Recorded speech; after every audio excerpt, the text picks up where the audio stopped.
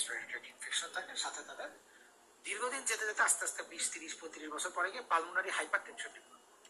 কি ফাইন্ডিংস পাবো আমরা অলরেডি বলছি, পালমোনারি হাইপারটেনশন ইনক্রিজ ফ্লো হওয়ার জন্য, ঠিক আছে।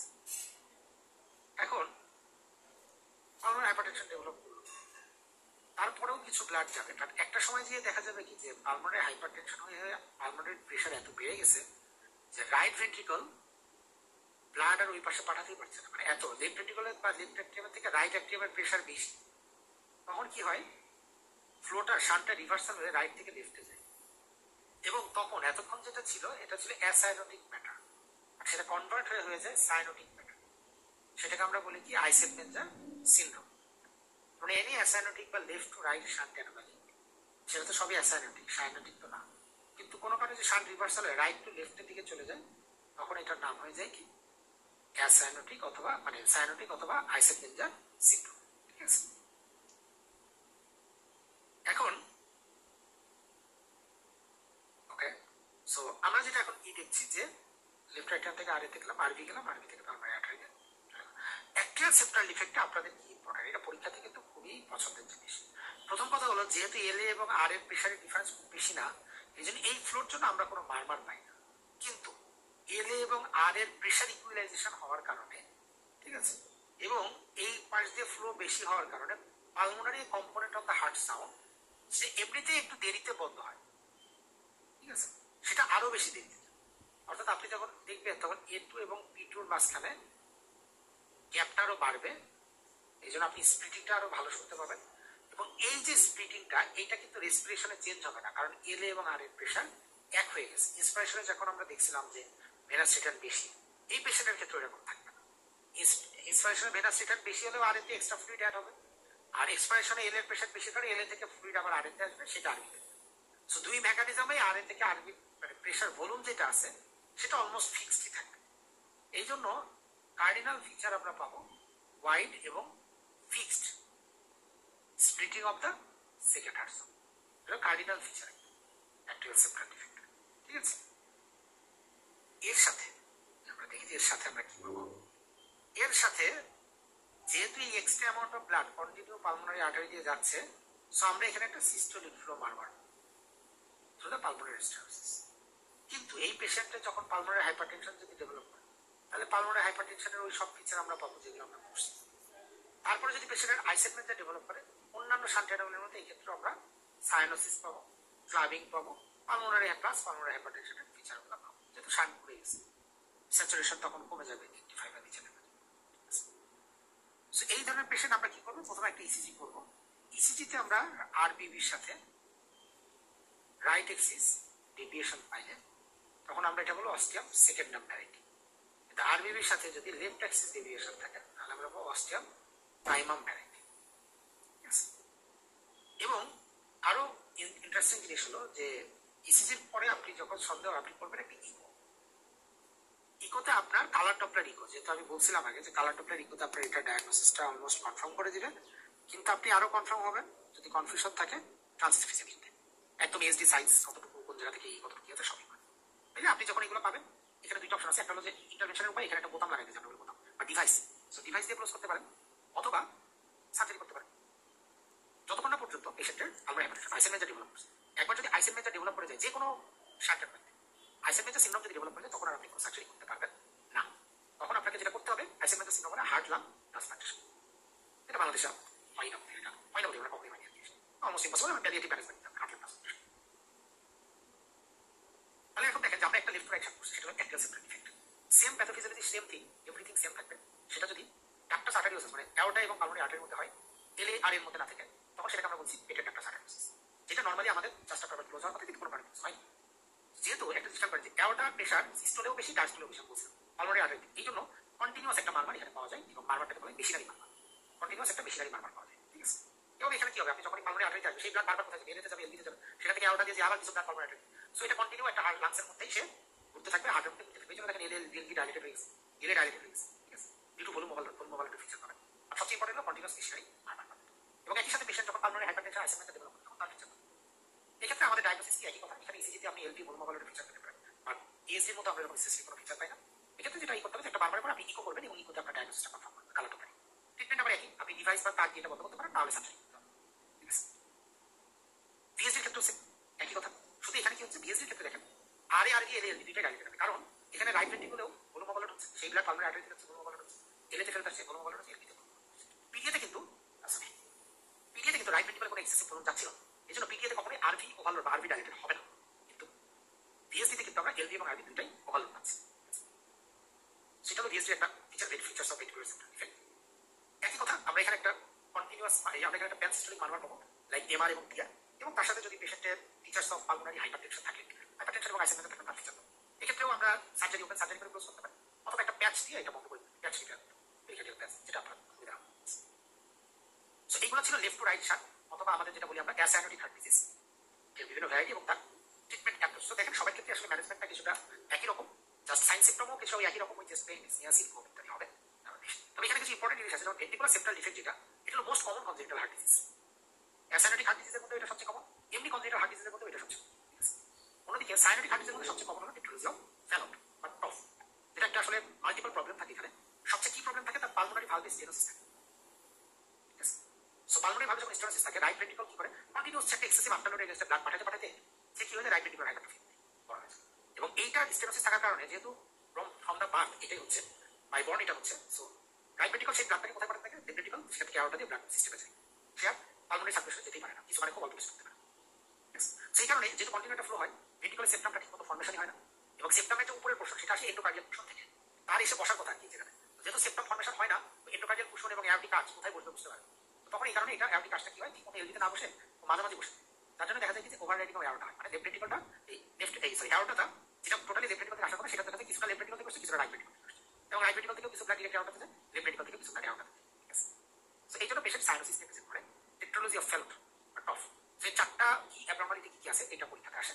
এবং এখানে একটা ইম্পর্টেন্ট জিনিস আছে, সাইনোটিক স্পেল হয়, মানে বাচ্চা খেলতে গেলে বা ই করতে গেলে, এক্সারশন করতে গেলে গিল হয়ে যায়, সাইনোসিস অ্যাটাক হয়, তখন কিছু ডেফিনিট ম্যানোভার আছে, নি চেস বা নিয়েলবো পজিশন করে, নিয়েলবো পজিশন করলে কি হবে, আফটারলোড বেড়ে যায়, সো লেফট ভেন্ট্রিকলে ব্লাড তখন আর সে এআরটাতে সহজে পাঠাতে পারে না, এই প্রেশার বেড়ে গেছে, সো এই দিকে লেফট ভেন্ট্রিকল থেকে ব্লাড তখন রাইট ভেন্ট্রিকলে যায়, আর রাইট ভেন্ট্রিকল থেকে মানে লেফট ভেন্ট্রিকল আসতে পারে না, যেহেতু এই পাশে লোড বেড়ে গেছে, তখন রাইট ভেন্ট্রিকল থেকে ব্লাড পালমোনারি আর্টারিতে যায়, এবং ভেনাস রিটার্ন করে ব্লাডটা সেটা রাইট ভেন্ট্রিকল থেকে পালমোনারি আর্টারিতে যায়, লাংস দিয়ে ঘুরে চলে আসে। সো দ্যাটস ওয়াই ওই টাইমটা কিছু অক্সিজেন স্যাচুরেশন যেটা কমে যায়, সাইনোসিসটা কিছুটা রিজলভ হয়। এটাকে বলা হয় হলো যে সাইনোটিক স্পেল বা Fallot spell, which is characteristic feature of tetralogy of Fallot. এখন টেট্রালজি অফ ফ্যালটের ক্ষেত্রে এখানে কিন্তু কোনো ডিভাইস করার অপশন নেই, এটা একমাত্র ট্রিটমেন্ট হলো সার্জারি, এবং আপনি ডায়াগনোসিস করবেন বা এটা কালার ডপলার ইকোকার্ডিওগ্রাম। ঠিক আছে, তো দেখেন এখানে একটা কোশ্চেন আসছে, 35 বছরের একজন patient transient left hemiparesis following treatment of left cup deep vein সমস্যা, ডিভিটি থেকে স্ট্রোক হয়ে গেল, যেটা সম্ভব, ডিভিটি থেকে স্ট্রোক তো হওয়ার কথা, ডিভিটি থেকে রাইট অ্যাট্রিয়াম রাইট ভেন্ট্রিকল দিয়ে ব্লাডটা যাওয়ার কথা ছিল হলো যে লাংসে পালমোনারি এমবলিজম, বাট তার হয়ে গেছে স্ট্রোক, যদি আর মাঝ দিয়ে শার্ট, এবং দেখেন শার্ট করতে কোনটা, আইসেনমেন্টের এসডি হলে তার কার্ডিওভাস্কুলার এক্সামিনেশন নরমাল থাকতো, অস্টিয়াম প্রাইমাম সেকেন্ড নাম হলে এলএ টু আর এর সাথে আর টু এর সাথে আছে, পার্শিয়াল অ্যানোমালাস পালমোনারি ভেনাস ড্রেনেজও সম্ভব না। So the diagnosis PFO, patent foramen ovale, খুবই কমন পরীক্ষার সিনারিও বেসড একটা কোশ্চেন, তারপরে প্রায় আসে পিএফও, মানে পিএফও তে কি হয়, এটা যখন এই যে ডাইভিং করে ভালসালভা ম্যানুভার করে, তখন ট্রানজিয়েন্টলি আমাদের রাইট অ্যাট্রিয়াম প্রেশারটা বাড়ে, আর সাঁতার কাটার সময় ওই রাইট অ্যাট্রিয়াম প্রেশার বাড়ার কারণে কোনো ডিভিটি থাকলে ওইটা রাইট অ্যাট্রিয়ামে গিয়ে ফোরামের বলে যদি না বলতে হয়, তখন রাইট থেকে লেফটে সাঁতার, হ্যাঁ, এবং এটা ডায়াগনোসিস করার জন্য, পিএফও ডায়াগনোসিস করার জন্য আপনি সবকিছু নর্মাল পাবেন, আপনাকে যেটা করতে হবে বাবল ইকোকার্ডিওগ্রাফি, বাবল দিয়ে ইকো করতে হয়, আর ইকো করার সময় ট্রান্সইসোফেজিয়াল ইকো করলে আরো ভালো হয়, ট্রান্সইসোফেজিয়াল ইকো করে ওখানে মধ্যে দিয়ে বাবল দিয়ে ম্যানুভার করতে, বিভিন্ন রকম ম্যানুভার করতে আছে, ওই ভালসালভা ম্যানুভার করতে করলে ওর যদি আরে প্রেশার ইনফ্লুয়েন্স, তখন দেখা যায় বাবল রাইট অ্যাট্রিয়াম থেকে লেফট অ্যাট্রিয়াম চলে গেছে, তখন পেটেন্ট ফোরামের উপরে ডায়াগনোসিস, যদি এরকম কারোর স্ট্রোক বা এরকম হিস্ট্রি থাকে, তাহলে ওই পেটেন্ট ফোরামের উপরে ক্লোজ করার ডিভাইস বসে দিতে হয়, এসডি থেকে একটু ছোট মাইক্রো ফ্রেম। যেমন দেখেন এখানে একটা কোশ্চেন বলছে যে তার একদম ক্লাসিক্যালি বলেই দিচ্ছে, আসলে আপনারা দেখতে পারবেন যে তার second hearts of widely split এবং ফিক্সড, ডায়াগনোসিস বলেই দিচ্ছে যে এটা একটা সেপ্টাল ডিফেক্ট, এর আর কিছু দেখারই দরকার। এর বাইরে আমাদের আরো কিছু সাইনোটিক হার্ট ডিজিজ আছে, যেমন ট্রাইকাসপিড অ্যাট্রেসিয়া, এগুলো খুব রেয়ার, মানে এগুলো আসলে মর্টালিটি খুব high, transposition of the grade, এটা মনে রাখতে হবে, যদি জাস্ট আফটার বার্থ যদি কোনো পেশেন্ট সাইনোসিস নিয়ে জন্মগ্রহণ করে বা জন্মের পরে সাইনোসিস হয়, তাহলে ডায়াগনোসিস হলো ট্রান্সপোজিশন অফ দ্য গ্রেড ফেসেস, আর জন্মের 6 মাস পরে যদি সাইনোসিস হয়, তাহলে সেটা ডায়াগনোসিস হলো টেট্রালজি অফ ফ্যালট। এটা মাথায় রাখবেন সবসময় যে ইজি এর সাইনোসিস জাস্ট আফটার বার্থ, আর টফের সাইনোসিস হবে আফটার 6 মান্থ, 6 মাস পরে। আরেকটা ইম্পর্টেন্ট ডিজিজ হলো, এখানে পরীক্ষা আসে এপস্টেইন অ্যানোমালি। এখানে যেটা হয় যে নর্মাল হার্টের আর এপস্টেইনের দেখেন রাইট অ্যাট্রিয়াম ট্রাইকাসপিড ভালভটা আছে, সেটা ডিসপ্লেসড হয়ে নিচের দিকে চলে আসে, এবং রাইট অ্যাট্রিয়ামটা সাইজে দেখেন কত বড় হয়ে গেছে, এবং রাইট ভেন্ট্রিকলটা ছোট হয়ে গেছে, রাইট ভেন্ট্রিকলটাকে অ্যাকচুয়ালি রাইট অ্যাট্রিয়াম খেয়ে ফেলছে। এই অ্যানোমালিটা যেটা, এটাকে বলা হয় এপস্টেইন অ্যানোমালি। সাধারণত ট্রাইকাসপিড রিগার্ডিটেশনের প্রেজেন্টেশন দিয়ে পেশেন্টগুলো আসে, এবং ট্রাইকাসপিড ভালভটা কি থাকে, ডিসপ্লাস্টিক, ডিসপ্লেসড কিন্তু আরভি অ্যাট্রিয়ালাইজড, রাইট ভেন্ট্রিকলে যাবে অ্যাট্রিয়ালাইজড, রিগার্জিটেশন হবে, right to left ventricular shunt হতে পারে, বিকজ ট্রাইকাস্টোরিক রিগার্জিটেশন হয়, হাড়ের প্রেশার যদি বেশি থাকে তাহলে ফোরামেন ওভালি তো ক্লোজ, ওই পাশে দরজা এরকম খুলে যেতে পারে। পেশেন্টের সিভিয়ার ফ্রিকুয়েন্ট অ্যারিথমিয়া হয়, এইসব পেশেন্টের ডাব্লিউপি সিনড্রোম অ্যাক্সেসরি পাথরে থাকার রিস্ক অনেক বেশি থাকে, ইএফএ রিস্ক অনেক বেশি থাকে। ঠিক আছে, সার্জিক্যাল রিস্ক মানে সার্জারি আপনার কারেকশন করতে হবে, বাট সার্জারি কারেকশন করলেও দেখা যায় কি যে এইসব পেশেন্টগুলো রিস্ক অনেক বেশি থাকে, অনেক সময় ডেফিনেটলি ইনজেকশন না থাকলে তাই সার্জিক্যাল ক্লোজার পড়েও না। সো এখন কনজেটাল হার্ট ডিজিজ আরেকটা জিনিস জানি পছন্দ করে, সেটা হলো বিভিন্ন রকম দিয়ে দেয়, যেরকম হিমোডাইনামিক্স ক্যাথের ডাটা দিয়ে দেয়, দিয়ে বলে যে আসলে কোনটা কোন ধরনের শান্ট অ্যানোমালি ডিটেক্ট করে। যেমন দেখেন এখানে কার্ডিয়াক ক্যাথের একটা ডাটা দিয়ে দিচ্ছে, যেখানে দেখা যাচ্ছে কি যে রাইট ভেন্ট্রিকল এবং পালমোনারি আর্টারির প্রেশার নরমাল থেকে বেশি। আমরা জানি রাইট ভেন্ট্রিকুলার প্রেশার ছিল 12 থেকে 20, এখানে 40। এবং স্যাচুরেশন যদি খেয়াল করেন দেখেন যে রাইট সাইডের স্যাচুরেশন আমাদের ভেনাস ব্লাডের স্যাচুরেশন সবসময় এরকমই থাকে 97, 70, রাইট অ্যাট্রিয়াম 70, আউটারতে 97, সুপিরিয়র ভেনাস 70, ঠিক আছে, রাইট অ্যাট্রিয়াম 70। হঠাৎ করে রাইট ভেন্ট্রিকলে কি হলো 85%, মানে স্টেপ আপ হলো কত পার্সেন্ট, 15%। তো রাইট ভেন্ট্রিকলের স্যাচুরেশন বাড়বে কি করে রাইট অ্যাট্রিয়াম থেকে? এটা কি পসিবল? যদি না আপনার এটা তো ভেন্ট্রিকল দিয়ে যাবে, নরমালি কি হবে এইভাবে 70 চলবে, পালমোনারি আর্টারিতেও 70, পালমোনারি আর্টারিতে 70 থাকবে, তারপরে গিয়ে পালমোনারি ভেইনে কি তারপরে তো তার স্যাচুরেশন বাড়বে হলো যে এক্সচেঞ্জ হওয়ার পরে লাংসে যেটা। কিন্তু রাইট ভেন্ট্রিকলে স্যাচুরেশন বেড়ে গেছে এবং সেটা সিগনিফিকেন্ট 70 থেকে 85, সেখান থেকে পালমোনারি আর্টারি 85 সিগনিফিকেন্ট, মিনিমাম 5 থেকে 7 ডিফারেন্স তাহলে আমরা সিগনিফিকেন্ট বলি না। তার মানে রাইট ভেন্ট্রিকল থেকে অক্সিজেন লেভেলটা হঠাৎ করে বেড়ে গেছে। সো এখানে ডায়াগনোসিস কি হবে বলে মনে হয় বলুন তো? কেন বললো রাইট ভেন্ট্রিকলের ভিএসডি, রাইট? সো এইরকম সিনারি আপনাদের তৈরি করে দিতে পারে। এই জন্য আপনাদের এলো নর্মাল একটা শান্টের বা নর্মাল যে স্যাচুরেশনটা সেটা সম্পর্কে আইডিয়া রাখতে হবে। একটা জিনিস করে রাখতে হবে 5 থেকে 7% যদি স্যাচুরেশন বাড়ে কোনো চেম্বারে তাহলে সেখানে শান্ট আছে। যদি রাইট অ্যাট্রিয়ামে 5 থেকে 7% বাড়ে, সাপোজ এখানে আছে 70, এখানে আছে সুপিরিয়র ভেনা কাভাতে 70, রাইট অ্যাট্রিয়ামে হয়ে গেছে 80, তাহলে ডায়াগনোসিস হবে ভিএসডি, লেফটে স্যাচুরেটেড ব্লাড রাইটে ভিএসডি। আরবিটা তো আমরা দেখলাম ভিএসডি যে আরবিতে এসে মানে আরবিতেও আছে 70, কিন্তু আরবিতে এসে আছে 80, সাপোজ 10% বেড়ে গেছে, তাহলে বুঝতে হবে ভিএসডি আছে। আর না রাইট অ্যাট্রিয়ামে 70, রাইট ভেন্ট্রিকলেও 70, পালমোনারি আর্টারিতে যে বেড়ে গেল 85, তখন বুঝতে হবে সেটা পিডিএ। ঠিক আছে, তো যে চেম্বার থেকে অক্সিজেন লেভেলটা স্টেপ আপ করবে সেই লেভেল বা সেই চেম্বার থেকে বুঝতে হবে শান্ট অ্যানোমালি আছে। So it can be SD, it can be VSD, it can be PDA. ঠিক আছে, সেরকম ক্যাপচারটা মাঝে মধ্যে দিয়ে দেয়। সো নর্মাল অক্সিজেন স্যাচুরেশনের একটা লেভেল আমি আপনাদের এখানে দেখাইছি বোঝার জন্য, নর্মাল প্রেশারের একটা লেভেল দেখালাম জাস্ট এই কম্পেয়ার করার জন্য। আপনারা ওইটাই খেয়াল করবেন যে আসলে মানে হঠাৎ করে কোনোটা বেড়ে যাচ্ছে কিনা। এখন কিন্তু এই ধরনের কোশ্চেন মাঝে মধ্যে পরীক্ষাতে দিয়ে দেয়। ঠিক আছে, যদি ক্যাটাগরাইজেশন ডাটা সম্পর্কে আপনাদের মানে ডেফিনেশন কথা লেখা নেই, বাট জিনিসটা কঠিন কিছু, সহজ। সো এটা হলো আমরা যে কনজেন্টাল হার্ট ডিজিজ করলাম সেটার একটা সামারি, টোটাল সামারি যে এসডি মানে কিভাবে আমরা ই করবো, কোনটা কিভাবে ই করবো সেটার একটা কমপ্লিট একটা সামারি জাস্ট করার জন্য। লাস্ট টপিক যেটা ইন্টারভেনশনাল কার্ডিওলজি, এটা আমরা অলরেডি ডিসকাস করে ফেলছি যে কার্ডিওভার্সন ডিফিব্রিলেশন বলতে, কার্ডিওভার্সন বলতে একটা ইলেকট্রিক সিনক্রোনাইজ প্রসিডিউর, যেটা আমরা অ্যাট্রিয়াল ফিব্রিলেশনের পেশেন্ট যখন আপনি প্ল্যান করে কার্ডিওভার্সন করবেন, সেটাকে প্ল্যান করে তার রিদম কন্ট্রোল করবেন, সেটা হলো কার্ডিওভার্সন। আর কোনো পেশেন্ট একদম এসিএলএস গাইডলাইনে আপনি সব দিচ্ছেন, সেটা হলো আনসিনক্রোনাইজ, সেটাকে বলা হচ্ছে ডিফিব্রিলেশন। টেম্পোরারি পেসিং আমরা করি, কিন্তু 7 দিনের বেশি করা যাবে না। আমরা তো এখন আরো কম বলছি, 3 থেকে 5 দিনের কথা বলছি, ইউজুয়ালি 7 দিনের বেশি করা যায় না, করা ঠিক না। আর এরপরে যদি না আসে তাহলে আপনাকে পার্মানেন্ট পেসমেকার বসাতে হবে। আর আইসিডি কি, আইসিডি যেটা বলছিলাম পেসমেকারের সাথে আবার একটা ছোট ডিফিব্রিলেটর অ্যাড করে দিচ্ছি, সেটা হলো আইসিডি। আর সিআরটি আমরা হার্ট ফেলারে পড়েছি যে যদি কখনো কোনো পেশেন্টের হার্ট ফেলার হয় সিভিয়ার লেভেলে, কনট্রাকশন হচ্ছেই না, তখন আমরা এরকম সিআরটি দিই, যেটা 3টা ফাংশনই করতে পারে, পেসমেকারও রাখতে পারে, কনট্রাকশনও করতে পারে, আবার ডিফিব্রিলেশনও করতে পারে। আর ইপিএসকে আমরা অলরেডি বলছি, যেটা এসভিটি বা অ্যাবনর্মাল এভারেজ মাত্রা যদি কারো থাকে তার জন্য এটা খুবই চয়েস অফ ইনভেস্টিগেশন, ইলেকট্রোফিজিওলজিক্যাল স্টাডি। এটা হলো interventional cardiology. So that is all about our cardiology lecture. আমরা 2 মিনিট সময় নেব, জাস্ট বইটা আপনাদেরকে যদি আপনাদের বই সেশন আছে লাগানো, তারপর আমি একটু বই থেকে একটু রিকনসিডার করবো যে কোনো টপিক বাদ গেছে কিনা এর মধ্যে। তারপরে আপনারা এর মধ্যে দেখতে থাকেন, বইটা একটু বের করেন, বইতে আমি একটু আগে দিই।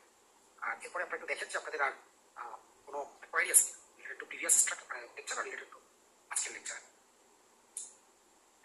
ওইও ম্যাক্সিমাম টাকা দিচ্ছি, জাস্ট একটা থ্রো চেক আপ দিয়ে দিচ্ছি, জাস্ট একটু টাকা দেন। কারণ পেজ নাম্বার 386 এই ফিগার এবং 387 examination of the cardiovascular system physiology আমরা ডিসকাস করছি। ডেভিডসনে যা আছে এটা ভালো মতো করতে হবে। সিরিয়াস ফিজিওলজি আমরা অনেক ডিটেলস করছি, বাট আপনারা অবশ্যই ডেভিডসনের এই কার্ডিয়াক ফিজিওলজির যে অল্পগুলো অংশ এগুলো ভালো মতো করতে হবে। লাইক উইকনেস এন্ড ভেসেলসের কথা বলা আছে এখানে, 391 নাম্বার পেজের রেসপিরেশনের যে বক্সটা দেওয়া আছে এটা, এবং এন্ডোথেলিয়াল ভ্যাসোডাইলেটর এবং ভ্যাসোকনস্ট্রিকশন যেটা আমরা গ্যানামের বক্স করছি, এইগুলো কিন্তু এই ভিতরে লেখা আছে। নেক্সট হলো ইনভেস্টিগেশন অফ কার্ডিওভাস্কুলার ডিজিজ, এটা তো আমি বই দেখে লাগাই দিচ্ছিলাম, সো এটা করার কিছু নাই। আচ্ছা, 398 নাম্বার পেজে N1 যে ক্লাসিফিকেশন, বক্স নাম্বার 16.5, এটা একটা স্টার। পালপিটেশনের এই বক্স আমরা বলছি যে 399 নাম্বার পেজে 16.7 number box infinity test, secondary beat. Abnormal heart sound page number 400 তে এক্সামিনেশনের মধ্যে আমরা পড়েছি, কোনো কিছু বাদ দেওয়া যাবে না। 401 নাম্বার পেজে হার্ট ফিলার, হার্ট ফিলার আমরা ডিটেলস করছি, বইতে আমি কয়েকটা জিনিস লাগাই দিচ্ছি, এটা ওই দিতে দেয়নি। এক নম্বর হলো যে ভেন্ট্রিকুলার, একটা লাইন আছে দেখেন 402 নাম্বার পেজে, ventricular dysfunction is the most common cause of heart failure. Ventricular ডিসফাংশনের প্রথম লাইন, এটা একটা খুবই কমন একটা line. High output heart failure 403 number পেজে, 3 নাম্বার পেজের বক্সটা আসলে ডিসফাংশন ইম্পর্টেন্ট। আর বাকি বক্স আমরা লেকচারের মধ্যে কভার করছি, এগুলো সবই করতে হবে। আচ্ছা, কার্ডিয়াক মধ্যে বলছিলাম 409 নাম্বার পেজে সাইনাস ব্যারিকার্ডিয়া এবং ট্যাকিকার্ডিয়ার বক্সটা করতে হবে ভালো মতো। সাইনাপটিয়াল ডিজিজের বক্স তো চাইলে করতে পারেন। এভি ব্লক ইনফিনিটি স্টার আমরা ডিটেলসে ডিসকাস করছি। 412 নম্বরে বার্বি ব্রাঞ্চ ব্লক যে বক্স এটাও important. Atrial Flutter is like atrial fibrillation, আলাদা কিছু নাই। অ্যাট্রিয়াল ফিব্রিলেশনটা ডিটেলস করতে হবে, আমরা অলরেডি ক্লাসের মধ্যে সব কিছু বলা হয়েছে, তাও আপনারা বইটা যদি একবার পারেন আলাদা করে দেখবেন, বিশেষ করে ম্যানেজমেন্টটা। এরপর চলে আসেন 417 নম্বর পেজে টিডিসি বা ভিটির যে ফিচারগুলো আমরা বক্সে দেখেছি। 17 নম্বর পেজে টর্সাল বক্স, 28 নম্বর বক্স এবং 19 নম্বর পেজে অ্যারিথমিয়ার যে বক্সটা আমি দুইটা দেখাইছিলাম, 49 নম্বর ফিগার এবং 29 নম্বর বক্স। 420 নম্বর পেজে 420 নম্বর পেজে এই যে বিশাল বক্সটা আছে এর মধ্যে কিছু ড্রাগস করতে হবে, লাইক আমি বলছিলাম অ্যাটমিন, অ্যাডেনোসিন, ডিওক্সিন, অ্যামিওডিয়াম। 420 নম্বর পেজে এটা এর সাথে অ্যান্টি ড্রাগস এবং response to IV adenosine class 3 drugs এগুলো আছে। পেজ নাম্বার 422 ডিওক্সিন টক্সিসিটির বক্সটা ইনফিনিটি স্টার। 423 নম্বর পেজে আইসিডি ইন্ডিকেশন দেখানো হয়েছে ইনফিনিটি স্টার। 424 নম্বর পেজে করোনারি আর্টারি ডিজিজ, আসলে আমরা আগে থেকে সব পড়ছি, এখান থেকে কিছু পড়ালেখা আপনাদেরকে বলে দিয়েছিলাম।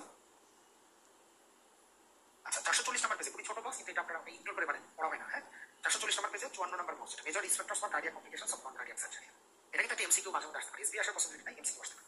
আচ্ছা পেরিফেরাল আর্টেরিয়াল ডিজিজ এবং aortic disease solve from the lectures. হাইপারটেনশনও আমরা লেকচারে মোটামুটি ডিসকাস করছি। রিউমেটিক এবং ভালভুলার হার্ট ডিজিজের মধ্যে মোস্ট ইম্পর্টেন্ট হলো যে 4টা ভালভুলার হার্ট ডিজিজ আছে, প্রত্যেকটা মাইট্রাল এবং অ্যাওরটিক ভালভ ভালো মতো পড়বে। ট্রাইকাসপিরাল ভালভুলারি যা পড়েছে ওটা পড়লে, আর যে বক্সটা দেখাচ্ছে ওটা পড়লে, এবং এর মধ্যে ডিটেইলস পড়বে, এবং যেগুলো বক্স আছে valvular heart disease with the figures এটা খুব ভালো মতো পড়তে হবে, মাইট্রাল এবং অ্যাওরটিক ভালভুলার হার্ট ডিজিজ।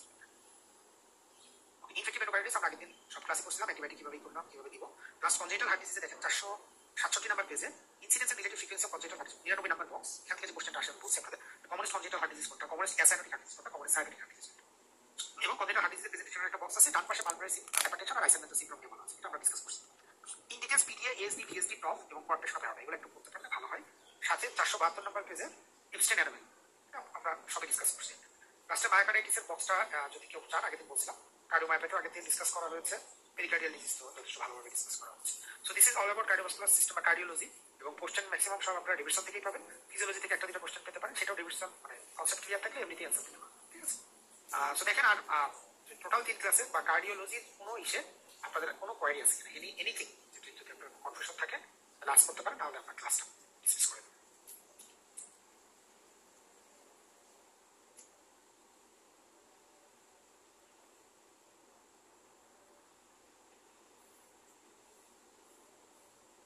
ওকে, তাহলে যদি কোয়ারি না থাকে then we can dismiss the class.